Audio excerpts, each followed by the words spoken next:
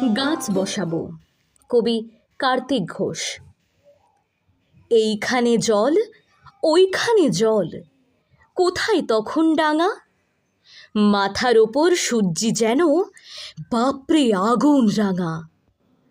ওই যদি মেঘ, এই তবে ঝড়, নিত্য জলের ধারা। তার মধ্যেই হঠাৎ কখন পড়ল প্রাণের সারা। সবুজ সবুজ শ্যাওলা প্রথম জন্ম নিল জলে, তারপরে এই গাছ এলো সব রূপকথাকে বলে।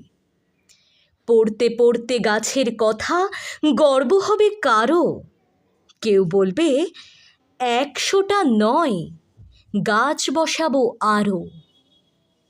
ধন্যবাদ। ভালো লাগলে অবশ্যই লাইক এবং সাবস্ক্রাইব করে দেবেন।